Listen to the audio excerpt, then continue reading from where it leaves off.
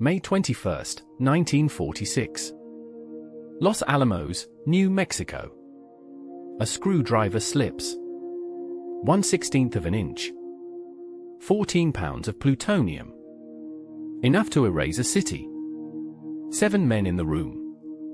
0 feet of protection. A silent blue flash fills the room. 9 days. That's all he has left. Beat the demon core. The Second World War had ended 9 months earlier. The bombs that closed it had come from here, from this scatter of buildings on a New Mexico mesa. But at Los Alamos, the testing never stopped. The world's most dangerous material was still being measured, weighed, and handled by hand. Louis Slotin was 35 years old, a Canadian-born physicist with a reputation for nerve. When the most dangerous experiments needed doing, Slotin was the man they called. Colleagues called him a cowboy. He preferred it that way. And the object he was about to handle already had a name of its own. They called it the demon core. It had already killed once before. The experiment had a name, Tickling the Dragon's Tail. A phrase coined by physicist Richard Feynman himself, because that's exactly what it was. Reaching out to touch something ancient and monstrous, and hoping it stayed asleep. The goal was simple to state. And almost suicidal to perform: bring a mass of plutonium to the very edge of criticality, the exact threshold of a nuclear chain reaction, without tipping it over. It was the physics of leaning over a cliff edge to measure exactly how far you could lean before gravity took you. Every atom of plutonium splits, and every split flings out neutrons. Those neutrons decide everything. In a subcritical mass, the neutrons escape faster than they can strike another nucleus. The reaction sputters and dies. In a critical mass, each split produces exactly one more, a perfectly sustained, self-feeding reaction. But in a supercritical mass, each split releases neutrons that strike multiple new nuclei, and each of those splits again. Not addition. Multiplication. An exponential cascade, doubling in millionths of a second, releasing the energy of a bomb in a single silent instant. This is where the beryllium came in. Each hemisphere functioned as a neutron reflector, a mirror of sorts. Bouncing escaping neutrons back into the plutonium core instead of letting them scatter harmlessly into the room. Close those two shells completely around the core, and there would be nowhere left for the neutrons to go. Only in. There were no remote arms. No motorized controls. No lead walls, no thick glass between man and material. There was a standard flathead screwdriver. Wedged by hand into the gap between the shells, the only thing standing between a stable experiment and a supercritical mass. Slotin held it there himself. Steady. Practiced. Standing exactly where the textbooks would later say no one should ever stand. 7 other men stood close enough to watch. At 3:20 in the afternoon, Slotin's hand shifted. Just slightly. The screwdriver's blade slid free. The top shell dropped, fully, completely, onto the bottom. The reflector closed. The neutrons had nowhere left to escape. For one immeasurable fraction of a second, the demon core went supercritical. The room filled with blue light. Not an explosion. Not a bang. A silent, brilliant flash, the color of deep water lit from beneath. The light arrived before anything else did. Before the sound. Before the sensation. For one impossible instant, the room simply glowed. This was Cherenkov radiation. Light itself has a speed limit, but only in a vacuum. Traveling through air, or water, or living tissue, light slows down.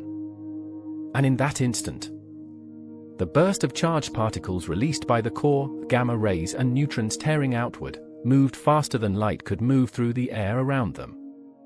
The result is a shockwave of light itself. A visible sonic boom, glowing blue. It happened in the air of the room.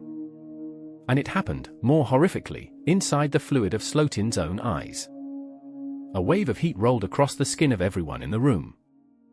And in that same fraction of a second, Slotin moved. Without thought, without hesitation. His bare hand seized the top shell and tore it free, breaking the reaction in less than a second. It was an act of pure reflex. And it was an act that saved every other life in that room. It also meant Slotin's own hand and body had just absorbed the most concentrated, catastrophic dose of radiation a human being could survive receiving even once. Slotin tasted it before he understood it. A sharp, sour, metallic taste flooding his mouth, the hallmark of a body absorbing a massive dose of ionizing radiation. His hand, the one that had held the screwdriver, already burned. He said one thing to the room, with a calm that unsettled everyone who heard it: "I'm going to die." Outside, in the desert air, Slotin did something almost unbearable to imagine. He drew a diagram. Calmly, methodically. He marked exactly where each colleague had been standing, a few feet closer here, a few feet farther there. He was not documenting an accident. He was calculating dosimetry. Measuring, with his own hand, exactly how much radiation each of his friends had received. And exactly how much more than any of them he had received himself. Radiation does not simply burn. It rewrites the body at its most fundamental level. Gamma rays and neutrons tear directly through the double helix of DNA, shredding the genetic code inside every cell. And where they don't strike DNA directly, they strike water, the very fluid inside every cell, shattering it into unstable free radicals that go on to chemically attack the DNA anyway. The cells hit hardest are the ones that divide the fastest. Bone marrow, the lining of the gut, the skin. The very cells the body relies on to renew itself became the first casualties of its own biology. Within hours, Slotin's hand, the one that had gripped the screwdriver, began to swell and blister. Nausea set in almost immediately. By the second day, the swelling had spread up his arm. His body was aging decades in a matter of hours. His bone marrow, the factory that produces the body's white blood cells, simply stopped. His immune system collapsed entirely, leaving him defenseless against infection. The lining of his gastrointestinal tract, renewed every few days in a healthy body, began to disintegrate. And on the side of his body that had faced the core directly, his skin blistered, then began to slough away entirely. There was no antidote. There has never been an antidote. Medicine could offer comfort, transfusions, and painkillers, but nothing that could stop what was already written into his cells. On May 30th, 1946, 9 days after the flash, Louis Slotin died. The men who had stood just a few feet farther from the core that afternoon lived on. Some for decades. The inverse square law had drawn an invisible, merciless line across that room. Distance measured in feet had translated directly into years of life. In the wake of his death, Los Alamos ended hands-on criticality experiments for good. Remote-controlled mechanical arms took over every test that followed. No human hand would ever again be trusted that close to the edge. Louis Slotin's death was the last time a human hand ever touched the dragon's tail.